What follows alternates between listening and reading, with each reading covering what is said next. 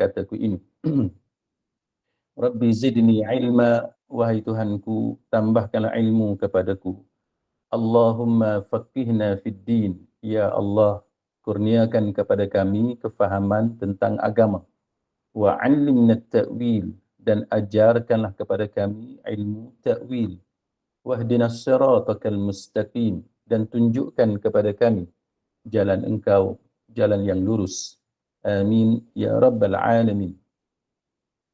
Saudara-saudari, sahabat, sahabiah, muslimin, muslimat, rahimakumullah. Pada pagi ini ada satu kisah yang ingin saya kongsikan dan untuk kita sama-sama bicarakan, iaitu berkenaan dengan apa yang disebut oleh Al-Imam Ibn Al-Arabi rahimahullahu ta'ala dalam kitabnya Ahkamul Quran, yang mana kisah ni berlaku di Bandar Fustat. Bandar Fustat. Fustat ni satu bandar lama di Qahirah. Ia juga dikenali sebagai Ul Cairo ataupun Bandar Lama Qahirah. Kalau kita pergi ke bandar-bandar pelancongan contohnya, ada je Old City kan. Istanbul pun dia ada Old City dia. Jadi Qahirah, bandar lama itu dikenali sebagai Fustat. Jadi Fustat ini merupakan satu ketika dahulu adalah satu pusat pemerintahan dan kerajaan pentadbiran di Mesir pada masa itu. Ia merupakan ibu kota yang pertama Mesir sewaktu berada dalam pemerintahan kerajaan Islam. Jadi sekarang ini menjadi satu tempat yang bersejarah di Kairo ataupun di Qahirah. Jadi apa yang berlaku di Fustat ataupun di bandar lama Qahirah pada masa itu, sebagaimana yang diceritakan oleh Imam Ibn Al-Arabi dalam kitabnya Ahkamul Quran. Dia meriwayatkan cerita ini daripada Muhammad bin Qasim Al-Uthmani, yang mana dia kata Muhammad bin Qasim telah menceritakan beberapa kali dekat dia. Bukan sekali, dia telah menceritakan beberapa kali kisah ni. Jadi kisah tu macam mana? Kisah tu ialah Muhammad bin Qasim Al-Uthmani, dia pergi ke Fustat di Mesir, dan sebagaimana yang telah saya maklumkan tadi, Fustat pada masa itu memang satu pusat pemerintahan di Mesir. Satu bandar besar, menjadi tumpuan manusia. Jadi pada masa itu juga Fustat menjadi tempat pusat pengajian, jadi tumpuan bagi orang-orang yang ingin menuntut ilmu. Dan pada masa itu antara tokoh besar yang menyampaikan ilmu pada masa itu adalah seorang alim yang bernama Syekh Abdul Fadl Al-Jauhari. Jadi Syekh Abdul Fadl Al-Jauhari ini, dia pada masa itu dia sedang menyampaikan pengajarannya, dan Muhammad bin Qasim Al-Uthmani menghadiri majlis ilmu yang disampaikan oleh Syekh pada masa itu. Jadi dia kata, antara benda yang bila dia berada dalam majlis ilmu itu, Syekh menceritakan bahawa Rasulullah sallallahu alaihi wasallam pernah menceraikan isteri baginda. Nabi pernah bersumpah dengan sumpah ila, dan juga dia menceritakan bahawa Nabi pernah menziharkan isteri baginda. Jadi ini pengalaman pertama Muhammad bin Qasim Al-Jauhari, sebagaimana yang diceritakan kepada Imam Ibn Arabi. Dia kata itu pertama kali dia hadir dalam program ilmu yang disampaikan oleh Syekh Abdul Fadl Al-Jauhari. Dan dia kata bila dia dengar apa yang disampaikan oleh Syekh pada masa itu, jadi dia sepelik kan, sebab dia kata dia tak tahu pun bahawa kisah Nabi pernah menziharkan isteri baginda, Nabi pernah bersumpah dengan sumpah ila. Nanti kita akan ceritalah kan, zihar tu macam mana, ila tu macam mana. Jadi apa yang berlaku di antara Muhammad bin Qasim Al-Uthmani dengan Syekh Abdul Fadl, dia kata bila dia dengar macam tu dia rasa pelik lah. Jadi bila dia pun tunggu syekh tu keluar daripada masjid dengan kumpulan dia lah. Pada masa tu dia menjadi satu kebiasaan mahaguru ini, orang-orang alim ini, bila dia berjalan, anak-anak muridnya akan follow dia kan. Jadi macam zaman kita hari ni lah, VIP-nya, artis, selebriti. Jadi nanti ramailah yang mengekori kan, yang ingin selfie, yang ingin macam-macam lah kan. Jadi itu juga yang berlaku kepada Syekh Abdul Fadl Al-Jauhari pada masa itu di Fustat. Jadi sebagai tokoh ilmu pada masa itu dia menjadi ikutan masyarakat pada masa itu. Jadi ramailah orang yang follow dia sampai ke rumah, dan bila sampai ke rumah masih lagi berbincang tentang ilmu dan sebagainya. Jadi ini antara bagusnya bila kita dikelilingi oleh ilmu, oleh tokoh-tokoh ilmu dan seumpamanya. Saya pernah sewaktu mengerjakan ibadat umrah di Tanah Suci, pada masa itu kebetulan sahabat saya Dr. Nordin. Dr. Nordin ini dia pensyarah di Universiti Taibah di Madinah. Jadi bila dia mengetahui saya sampai di sana, dia kontak dan dia ajak untuk makan sama-sama lah, makan nasi daging anak unta. Pada masa itu kebetulan dia kata Datuk Dr. Zahazan pun ada.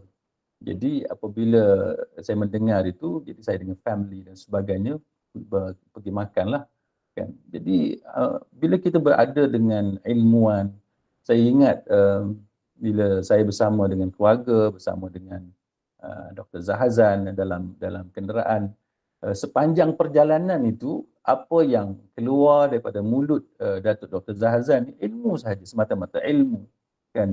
Jadi tidak ada percakapan, perbincangan yang lara. Jadi itu contohlah bila kita berada dengan ilmuwan, tak adalah benda-benda yang nak mengarut kan, mencarut, bercakap benda-benda yang tidak baik, yang menghilangkan pahala kita. Jadi itu contohlah pengalaman yang saya boleh kongsi dengan sahabat-sahabat sekalian bila kita ini sentiasa berdampingan dengan ilmuwan. Jadi sedikit sebanyak ilmu itu tertumpah kepada kita kan. Tempias tu sedikit sebanyak kita dapat manfaat ilmu yang ada di dalam dada orang-orang yang alim. Jadi itulah juga yang berlaku pada zaman dahulu apabila ada tokoh-tokoh ilmu, maka mereka menjadi tumpuan. Jadi ramai followers kan, ramai murid dan sebagainya. Jadi pada masa itu Muhammad bin Qasim Al-Uthmani dia follow lah, dia tengok ramai orang ikut Syekh pada masa itu, Syekh Abdul Fadl. Dia pun pergilah juga ke rumah Syekh. Jadi bila duduk ramai-ramai tu, Syekh ni perasan lah Muhammad bin Qasim ni first time dia tengok wajah Muhammad bin Qasim. Dia kata, kamu ni macam orang baru di sini kan, macam tak pernah nampak pun.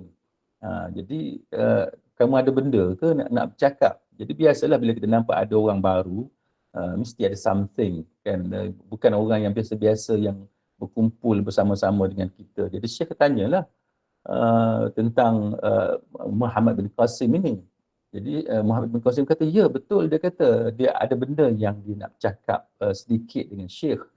Jadi Syekh pun mintalah murid-muridnya pada masa itu untuk tinggalkan dia untuk berbincang dengan Muhammad bin Qasim.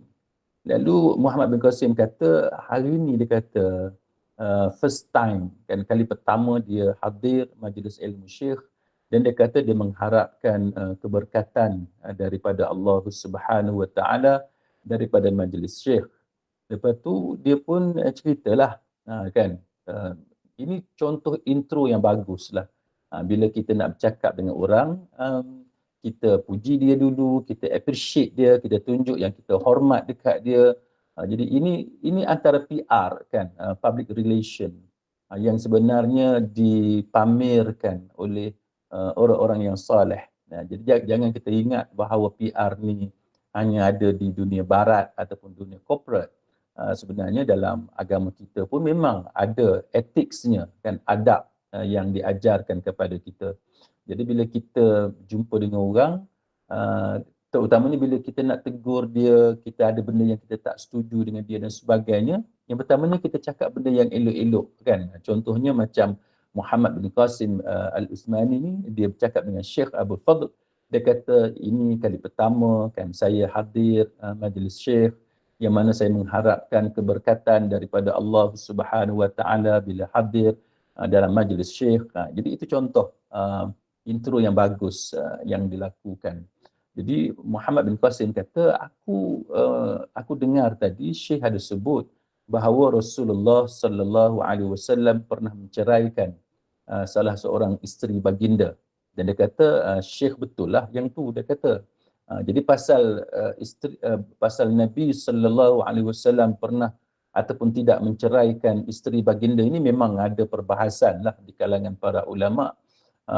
Ada ulama yang berkata sedemikian, ada ulama yang tidak bersetuju, tapi tak apalah, yang tu kita letak di tepi sekejap.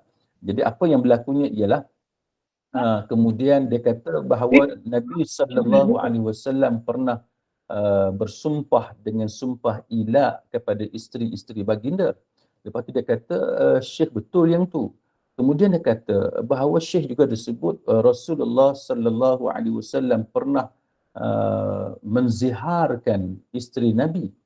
Jadi yang ni Muhammad bin Qasim dia kata dia tak setuju. Dia kata Nabi tak pernah melakukan zihar kepada isteri baginda, sebab dia kata zihar ni dia kata termasuk dalam ucapan yang maknanya yang tak sesuai lah dengan kemuliaan yang dimiliki oleh Rasulullah sallallahu alaihi wasallam. Jadi dia kata ia tidak mungkin, tidak ada kebarangkalian untuk Nabi melakukan zihar terhadap isteri baginda. Lalu Syekh pun peluk Muhammad bin Qasim dan dia cium kepala Muhammad bin Qasim dan dia kata, aku bertaubat daripada pendapat itu. Semoga Allah Subhanahu Wa Taala membalas kamu. Dan dia panggil Muhammad bin Qasim ni sebagai guru. Jadi itu contoh kan yang berlaku. Jadi sebelum saya teruskan kisah ni, mungkin ada di antara kita yang mungkin ada yang sudah pun tahu dan mungkin ada yang masih lagi samar-samar, kan. Kalau tolak, cerai itu kita dah tahu apa dia sumpah ilak yang disebut dalam kisah ni, dalam cerita ini, dan apa dia zihar yang disebut tadi. Jadi sebenarnya sahabat-sahabat sekalian, apa yang disebut oleh Muhammad bin Qasim, dia kata Nabi tak pernah menziharkan isteri Nabi. Jadi zihar ni apa dia? Sebenarnya dalam masyarakat kita pun zihar ni boleh dikatakan bukan amalan orang Melayu lah, kan, bukan amalan orang Melayu. Cuma mungkin adalah sedikit ucapan-ucapan tu yang agak kontroversi sehingga dianggap seperti zihar. Jadi bagus juga kalau kita tahu berkenaan dengan zihar, apakah yang dimaksudkan dengan zihar itu. Baik, zihar ni bila kita kata menziharkan isteri, contoh mudahnya kita kata engkau ni macam mak aku, kan, engkau ni, muka engkau ni macam mak aku, ataupun punggung engkau ni macam punggung mak aku, ataupun belakang engkau ni dan sebagainya. Kita menyamakan isteri kita, anggota badan dia dengan orang yang mahram dengan kita, maknanya dengan mak kita sebagai contoh. Jadi dari segi istilahnya, zihar ni ialah satu perkataan ataupun ucapan suami yang menyamakan isterinya dengan mahram, dengan wanita yang mahram mu'abbad, kan, wanita yang mahram mu'abbad. Mahram mu'abbad ni makna mahram selama-lamanya. Sebab ada juga mahram muaqqatan, kan, mahram yang ada tempoh. Contohnya apa dia mahram yang ada tempoh? Iaitu adik ipar kita, kan, abang ipar, kakak ipar kita itu adalah mahram. Jadi tapi itu mahram yang berwaktu, yang ada tempoh.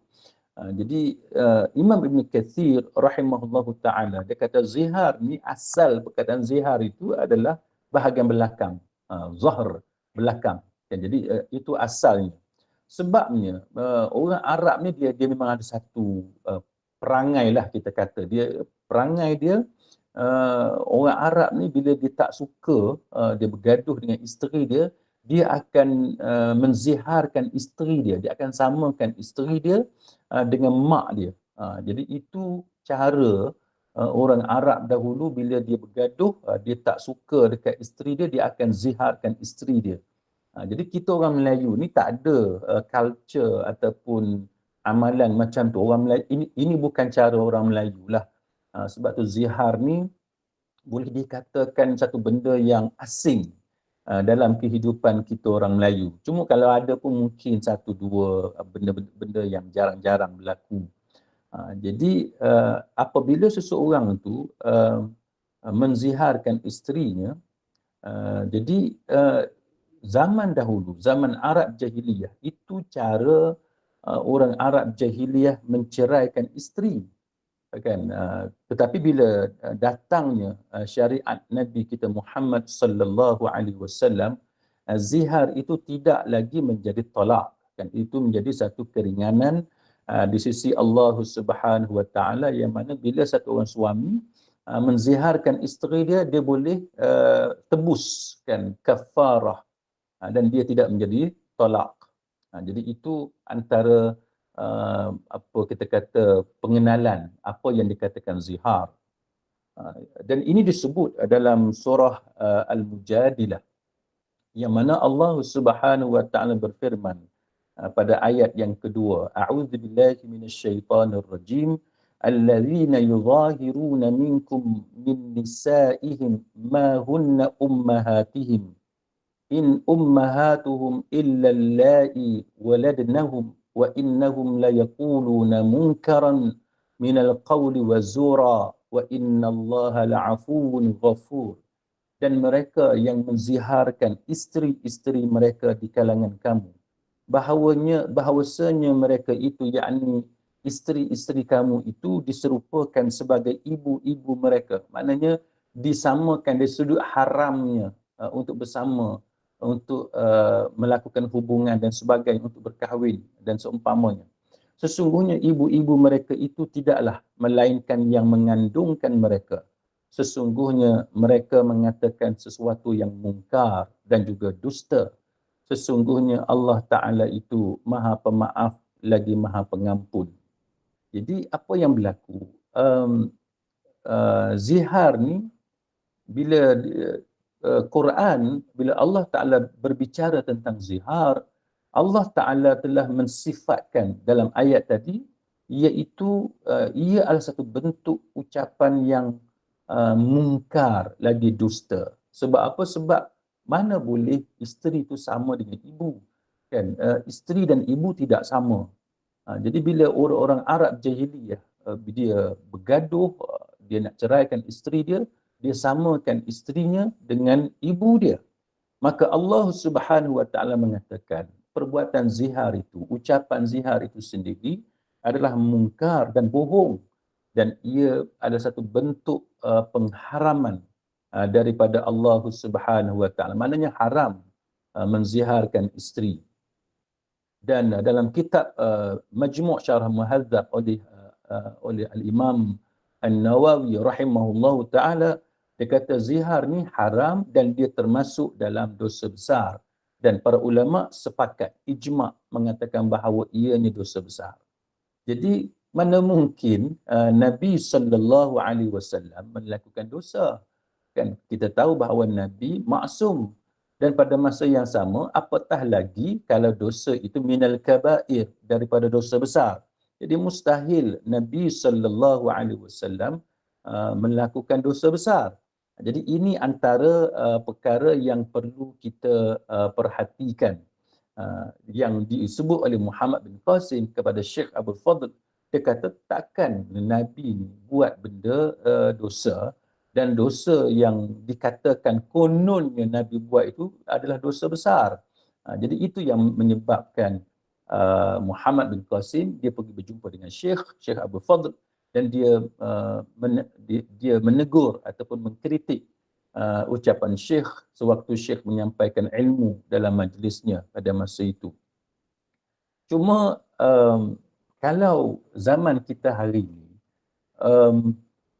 mungkin biasa kan kita menyamakan isteri ni dengan mahram, ataupun menyamakan mahram dengan isteri. Itu biasa dilakukan oleh orang-orang Melayu, masyarakat Melayu kita, tapi ia bukan dalam bentuk zihar, kan, bukan dalam bentuk untuk mengharamkan isteri, bukan dengan niat untuk ceraikan isteri. Contohnya bila suami main dengan anak, kan, main-main bergurau dengan anak, main sama-sama apa semua, nanti bila berlaku sesuatu benda antara si ayah dengan anak ni, si ayah ni kata cara baby ketawa ni sebiji macam mama, dia kata, kan, sebiji macam mama. Jadi apakah itu zihar? Jadi bila suami menyamakan isteri dia dengan anak dia mahram. Jadi kalau kita tengok kepada definisi zihar sebagaimana yang kita baca tadi, seolah-olah bila suami kita menyamakan kita dengan anak kita yang merupakan mahram kepada suami kita, maka itu macam zihar lah, kan. Ataupun dia kata muka baby ni sama macam dengan muka mama, maka apakah itu zihar?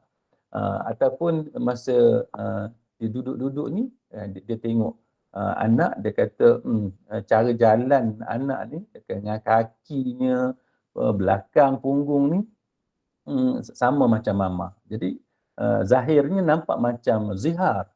Jadi para ulama telah membincangkan benda-benda yang macam ni. Termasuk Dr. Wahb Az-Zuhaili dalam kitabnya Fiqh Islami wa Adillatuh.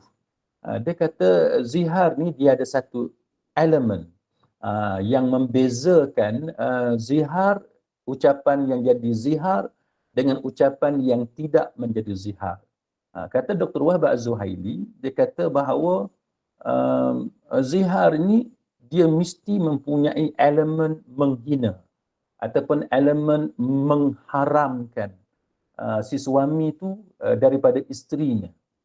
Maknanya dia ada elemen dia tak suka, kan. Jadi kalau ada elemen benci, elemen tidak suka, elemen menghina, itulah yang dikatakan zihar.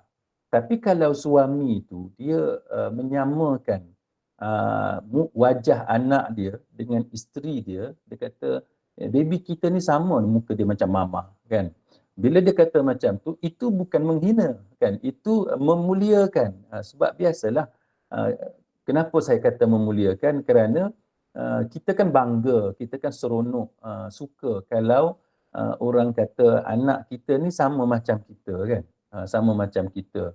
Mata anak kita sama macam mata kita, kan, hidung anak kita tu mancung, dia kata sebiji macam mak dia. Maka itu ucapan yang memuliakan. Kita seronok, kita bangga kalau anak kita mewarisi sifat-sifat fizikal yang ada pada kita. Itu yang membezakan, sebagaimana yang disebut oleh Dr. Wahb Az-Zuhaili berkenaan dengan isu zihar ini. Jadi kalau ada sesiapa di kalangan kita yang pernah berhadapan dengan situasi ini, maka dia tahulah bahawa berdasarkan fatwa oleh Dr. Wahb Az-Zuhaili, kalau kita kata dengan ucapan yang macam tu, anak ni muka sama dengan mak dan sebagainya, maka itu bukan zihar sebagaimana yang dimaksudkan dalam perbahasan ini. Tapi sebagaimana yang saya sebut, kita dalam masyarakat kita di Nusantara ini, zihar ni bukan suatu kebiasaan lah, bukan suatu amalan orang-orang Melayu Islam di sebelah Nusantara kita. Kalau ada pun mungkin jarang sangatlah kalau ada yang melakukan perkara ini, sebab ini adalah budaya Arab Jahiliyah yang tidak sampai kepada masyarakat kita. Tapi let's say ada di antara kita yang melakukan zihar, maka dia ada kafarahnya yang perlu dilakukan. Iaitu yang pertamanya membebaskan hamba. Jadi hamba ni kita tak ada sekarang kan. Jadi yang keduanya, kalau tidak ada hamba, dia kena berpuasa 2 bulan berturut-turut. Teruk tu.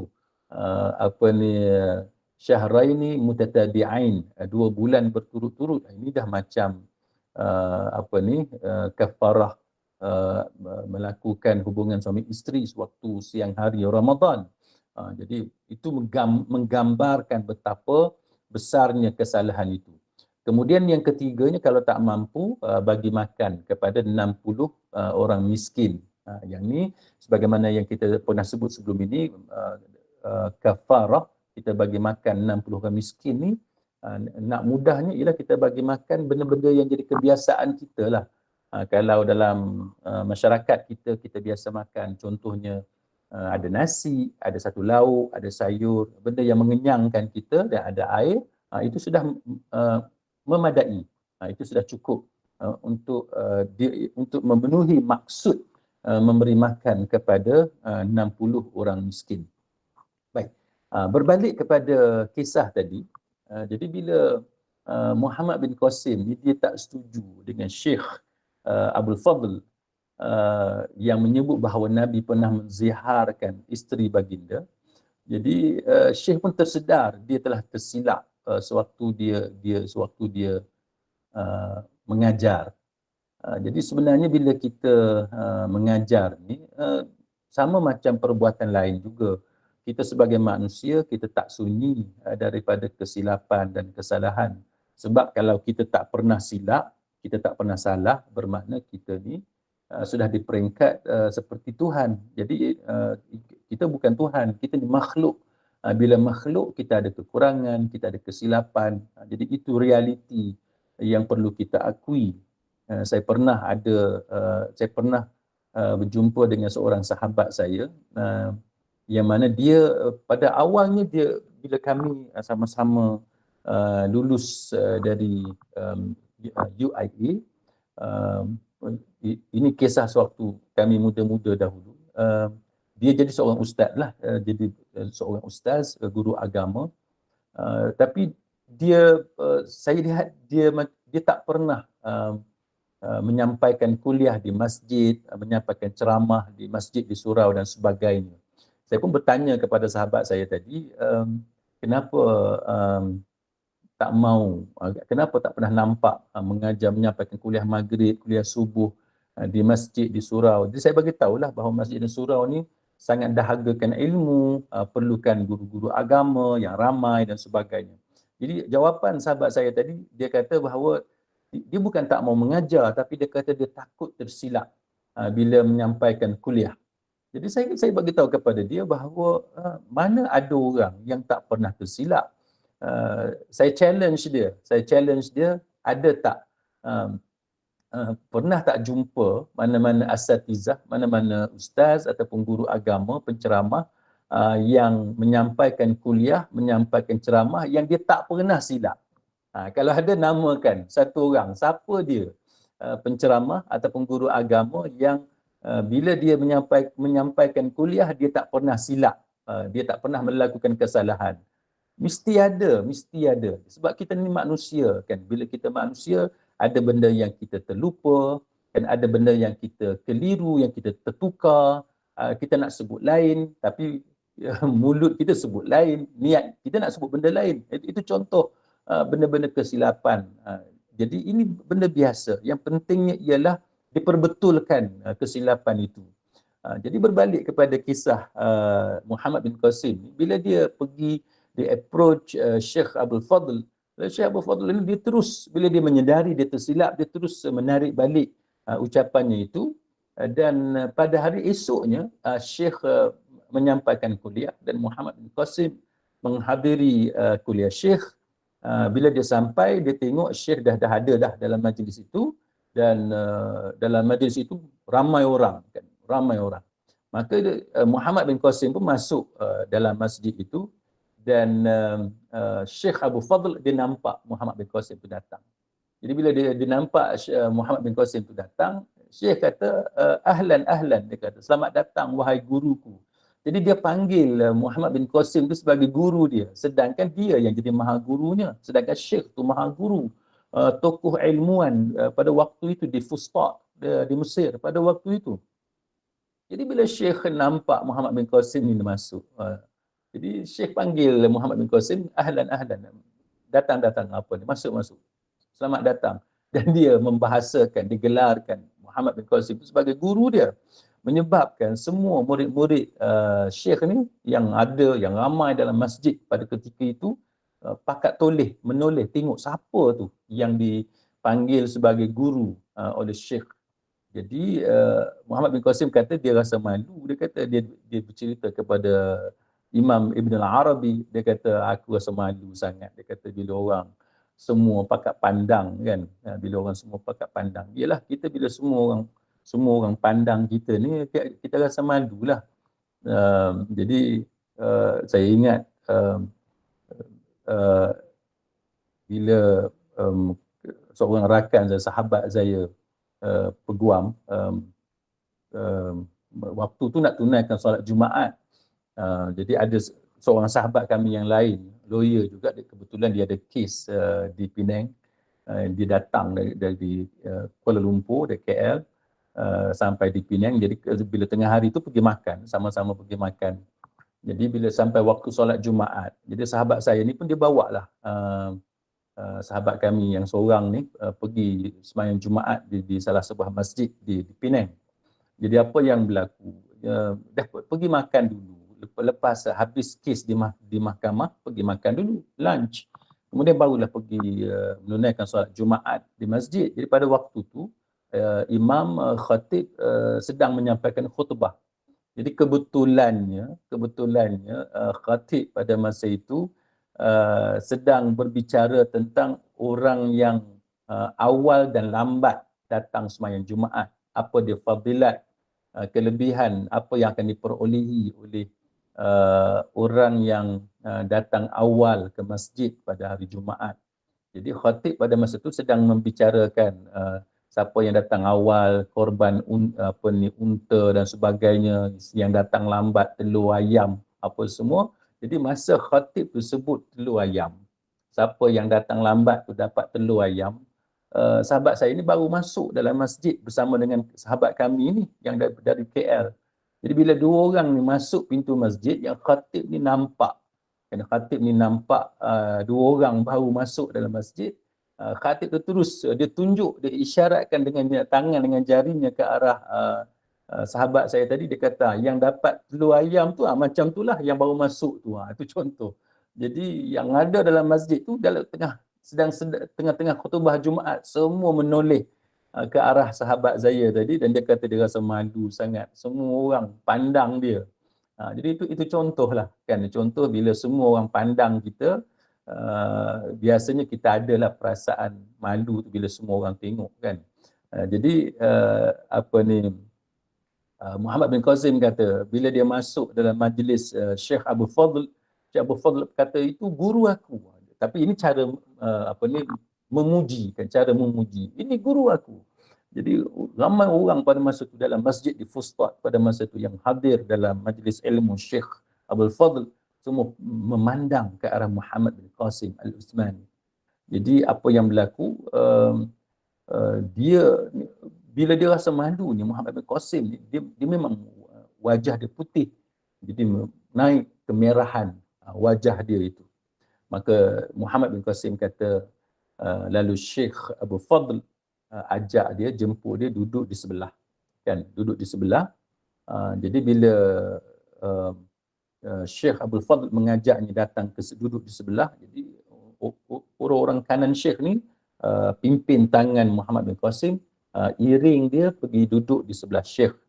Dan dia kata masa itu, dia kata perasaan dia gemuruh, dia rasa macam berpeluh kan, dan dia tak tahu dia duduk di mana. Sebab ialah duduk di sebelah tokoh ilmuwan sehebat Syekh Abdul Fadl, yang merupakan tokoh besar dalam ilmu di Fustat di Mesir pada masa itu, dengan murid-muridnya yang ramai.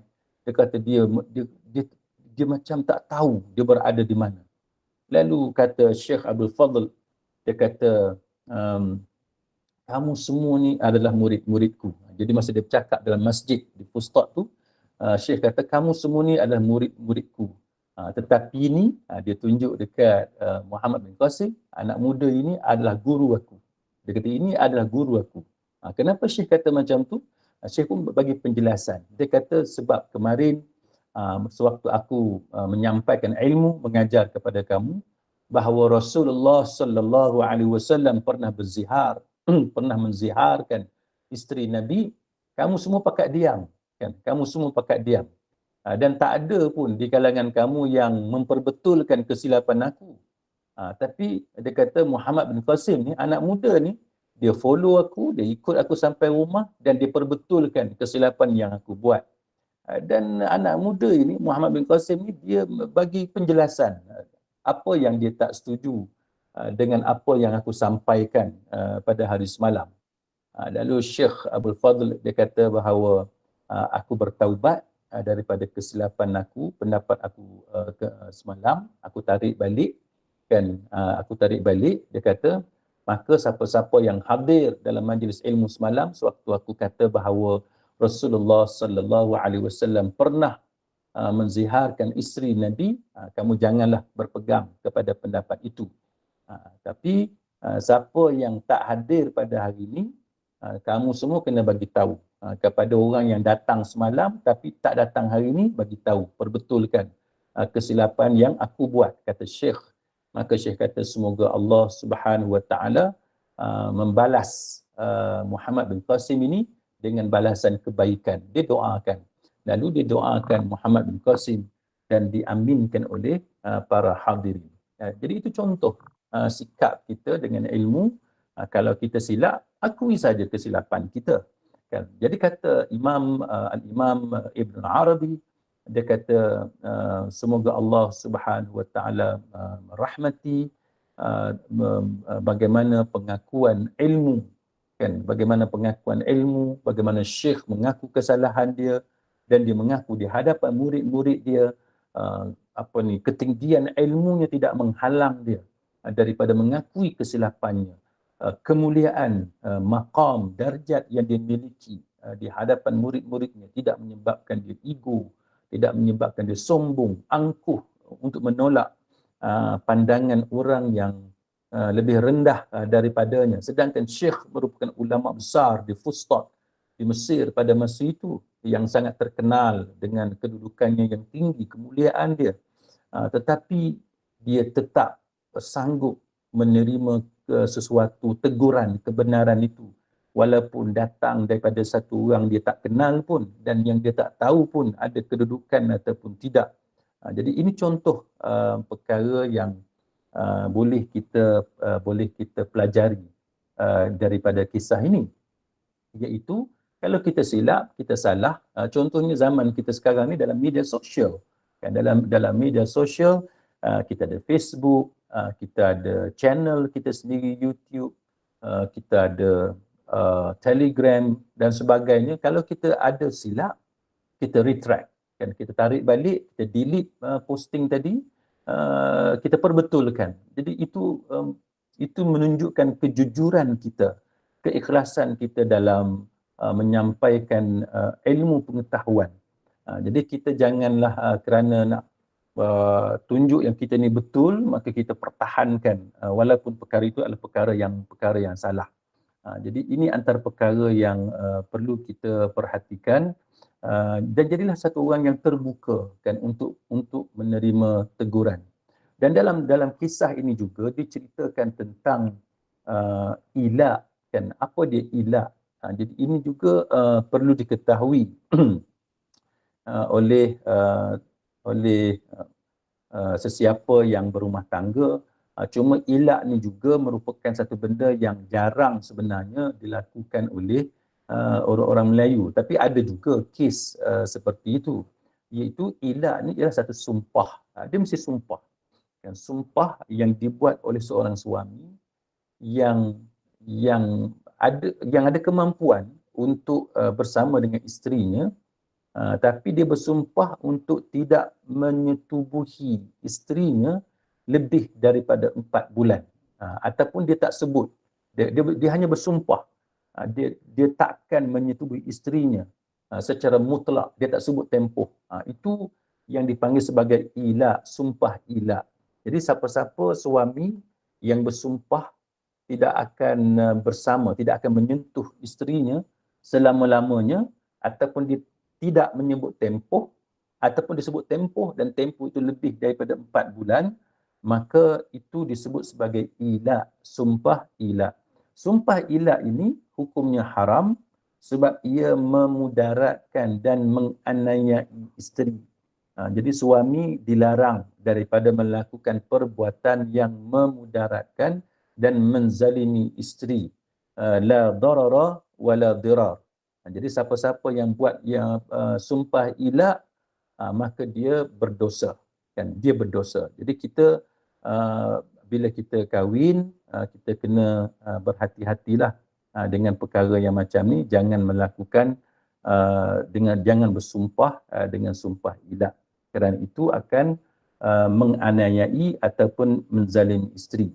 Jadi siapa-siapa di kalangan suami yang bersumpah dengan sumpah ila, dia bersumpah tak mau menyetubui isterinya lebih daripada 4 bulan, ataupun dia tak sebut tempoh, ataupun dia kata selama-lamanya, maka suami tadi berdosa.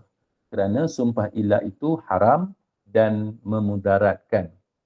Tetapi mana-mana isteri yang disumpah dengan sumpah ila, hukumnya dia tidaklah bercerai dengan suami dia, tetapi dia wajib menunggu selama 4 bulan yang tidak disetubuhi oleh isteri, oleh suaminya, ataupun sehingga suami dia menyetubuhinya sebelum tamat 4 bulan. Jadi suami perlu ketahuilah benda-benda yang seperti ini.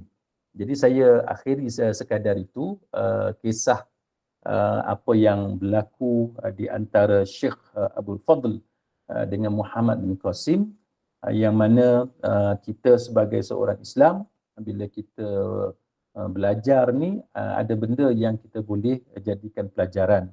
Antaranya ialah kalau kita tersilap dalam menyampaikan ilmu, dalam sesuatu perkongsian, maka jangan teragak-agak untuk kita perbetulkan kesilapan kita itu. Sama ada Facebook kita, kan, WhatsApp kita, grup Telegram, dalam channel YouTube kita. Kalau ada sebarang kesilapan, jangan teragak-agak. Saya sendiri pun sewaktu menyampaikan kuliah, pernah saya tersilap. Saya tersilap menyebut kisah Nabi Musa AS dengan Khidir AS. Dan kisah antara Nabi Musa dengan Khidir AS. Tapi dalam kuliah tersebut saya menyebut Nabi Yusuf dan Khidir AS. Sepatutnya saya sebut Nabi Musa dan Khidir, tapi saya sebut Nabi Yusuf dan Khidir. Jadi bila habis saja kuliah, ada salah seorang daripada hadirin datang mendekati saya. Dia kata, Ustaz, dia kata saya tak pasti sama ada Ustaz tersilap ataupun memang Ustaz maksudkan kisah tu. Tapi dia kata, ada ke kisah antara Nabi Yusuf dengan Khidir? Dia kata yang dia tahu dalam Quran cerita kisah Khidir ini dengan Nabi Musa AS. Jadi bila dia bagi tahu dekat saya macam tu, saya tersentak. Kan? Saya tersentak. Saya kata, kisah ni, Khidir ni dengan siapa? Kan? Saya dah tersilap. Jadi sepatutnya Nabi Musa dengan Khidir, bukannya dengan Nabi Yusuf. Jadi bila dia terus datang kepada saya, bila saya dah selesai kuliah, saya terus buat pengumuman, ambil mikrofon sebelum sembahyang Isyak tu, ambil mikrofon, saya bagi tahu kepada hadirin yang ada dalam masjid. Saya kata tadi saya ada sebut kisah Nabi Yusuf AS dengan Khidir. Sebenarnya saya tersilap menyebut Nabi Yusuf itu. Sebenarnya Nabi Musa AS dengan Khidir AS. Jadi bila saya sebut macam tu, saya pun pergi mendapatkan kru media yang membuat rakaman live video pada masa itu. Saya minta dia supaya delete, padamkan video itu daripada media, daripada Facebook, daripada YouTube dan sebagainya. Ini contohlah yang mana kita perlu menjadi seorang hamba Allah yang jujur. Kalau kita tersilap, Kita akui kesilapan kita dan kita perbetulkan. Kalau perlu padam, kita padam. Kalau benda yang boleh kita nyatakan pembetulan, kita nyatakan pembetulan kita. Dan ini adalah suatu ujian Allah Subhanahu Wa Taala kepada kita dengan kesilapan-kesilapan yang kita lakukan. Jadi sekadar itu, sahabat-sahabat sekalian, saya serahkan semula kepada Puan Zainun selaku moderator pada pagi ini. Kalau ada Q&A, ada soalan ataupun pendapat di kalangan sahabat-sahabat sekalian. Terima kasih. Ya, sama-sama Ustaz. Mungkin ada yang nak bertanya, bolehlah diajukan kepada Al-Fadhil Ustaz Dr. Ahmad Jelani. Okey, ada daripada Puan Rozani. Ustaz, ada ke cerai taklid? Mohon pencerahan.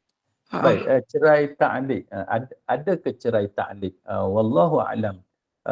Sahabat-sahabat sekalian, ini adalah amalan mahkamah syariah dan undang-undang syariah di Malaysia. Dan banyak juga ini diamalkan di negara-negara Islam yang lain. Cerai ta'liq ini adalah satu bentuk perceraian yang diiktiraf oleh jumhur ulama, oleh majoriti ulama. Iaitu apa dia cerai ta'liq ni ataupun ta'liq tolak kan. Ta'liq tolak ni iaitu kita gantungkan syarat kepada lafaz cerai tadi. Jadi lafaz cerai tu dia ada syarat dia. Itu ta'liq tolak ataupun cerai secara ta'liq. Jadi cerai ni dia ada banyak. Dia ada cerai secara tebus talak, dia ada cerai secara fasakh. Jadi kalau secara tebus talak tu kita panggil khul'i ataupun khulu'. Jadi selain daripada cerai secara tebus talak, khulu', ada cerai secara fasakh, ada cerai secara lafaz, secara langsung daripada suami kepada isteri, macam-macam lah bentuk tolak ini. Jadi salah satunya yang diamalkan dan iktiraf oleh undang-undang syariah ialah cerai ta'liq ataupun ta'liq tolak. Jadi contohnya seorang suami dia bergaduh dengan isteri dia, kan? Suami bergaduh dengan isteri dia. Dia kata dekat isteri dia, kalau engkau balik ke rumah mak, mana rumah mak isteri tadi, kalau engkau balik rumah mak engkau, jatuh talak. Ataupun dia kata, kalau engkau keluar daripada rumah ni, jatuh talak. Jadi itu contoh ta'liq talak ataupun cerai secara ta'liq. Maknanya perceraian itu digantungkan, diikat dengan syarat. Jadi syaratnya apa? Iaitu kalau keluar daripada rumah, kalau balik rumah mak, itu yang dikatakan cerai secara ta'liq. Ataupun si suami tadi dia cemburu, kan? Dia cemburu sangat. So dia kata kalau engkau bercakap lagi dengan kawan pejabat yang lelaki, jatuh talak. Maka bila seorang suami dia mengungkapkan kata-kata macam tu, ada perkataan kalau, ada perkataan apabila, ada perkataan tak kala dan sebagainya, maka itu dipanggil sebagai perceraian secara ta'liq tolak yang digantungkan kepada syarat. Itu contoh dalam kategori pertama, iaitu ianya berlaku dengan sebab perbalahan dan sebagainya, seorang suami disebut syarat-syarat tadi. Yang keduanya ialah ta'liq tolak ni yang memang dah ada dah dalam surat nikah kita. Kebanyakan generasi kemudian ni bila kahwin, di bawah tu ataupun di belakang surat nikah tu bergantung di negeri mana akan ada lafaz ta'liq tolak. Maka apabila apa semua kan, aku memukul isteriku dan sebagainya dan mengadu ia kepada hakim syar'i dan sabit aduannya di sisi hakim syar'i, maka tertalaklah ia dengan satu talak. Setengah negeri disambung lagi satu talak khul'i kalau dibayar RM1 dan sebagainya. Jadi itu contoh. Ataupun apabila aku meninggalkan isteriku selama 4 bulan qamariyah dan aku tidak membayar nafkah dan sebagainya. Itu contoh-contoh lah yang ada dalam surat nikah yang diamalkan dalam negara kita. Jadi jawapan saya memang ada ta'liq talak ataupun perceraian secara ta'liq. Wallahu a'lam.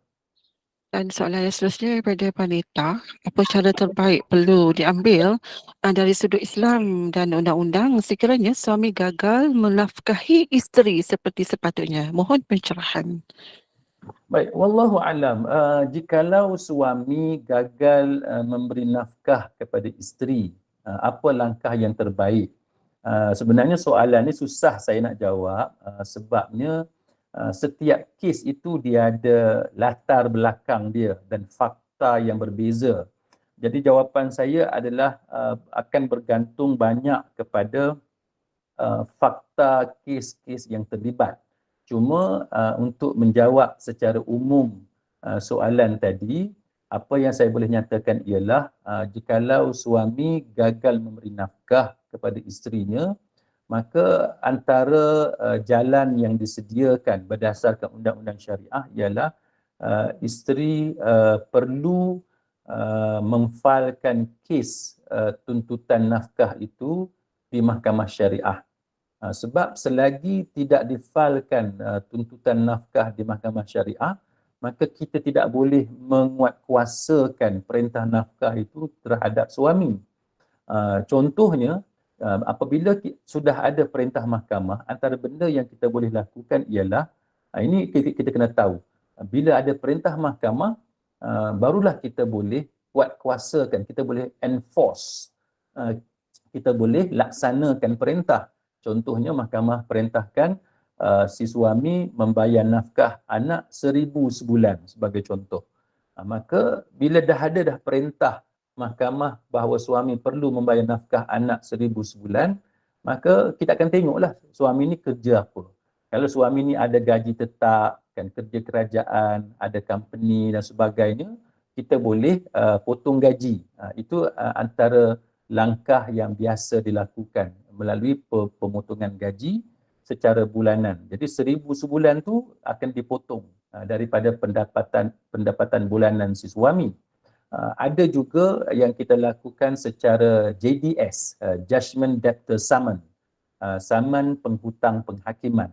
Jadi bila dah ada perintah mahkamah 1,000 sebulan, suami tetap gagal membayar nafkah isteri, maka kita paksa suami tadi untuk bayar melalui apa yang dipanggil sebagai saman penghutang penghakiman, JDS, Judgment Debtor Summon.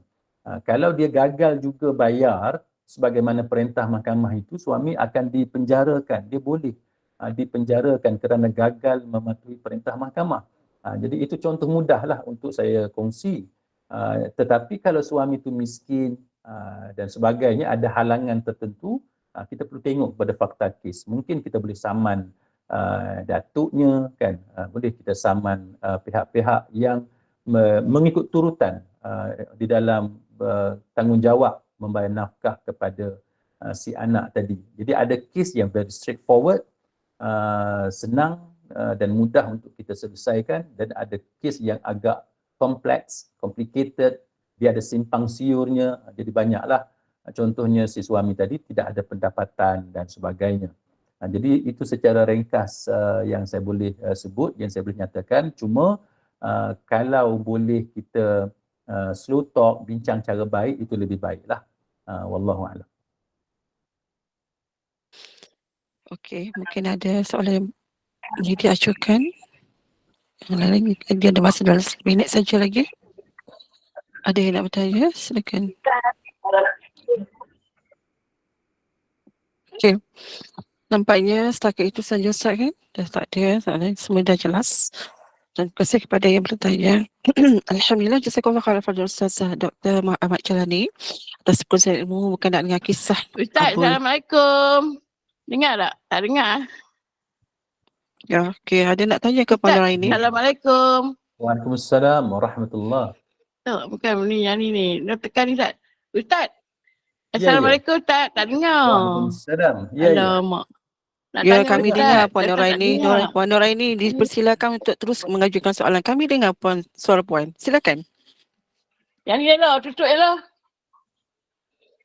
Okey, tak apalah. Saya rasa Kita ni. ada Kita ni yang buat dia tak dengar ni.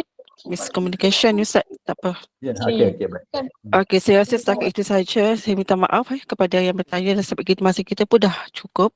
Dan terima kasih kepada yang bertanya. Alhamdulillah, jazakallah khairan Ustaz Dr. Ahmad Jalani atas perkongsian ilmu ini mengenai kisah Abdul Fadl dan Al-Jauhari dengan muridnya yang seorang ulama yang jujur dalam menerima kebenaran. Walaupun begitu, dia adalah seorang yang berlapang dada, memiliki jiwa yang besar dan berlapang dada sehingga ketika melakukan kesalahan pun tidak teragak-agak untuk mengakui kesalahan dan minta maaf.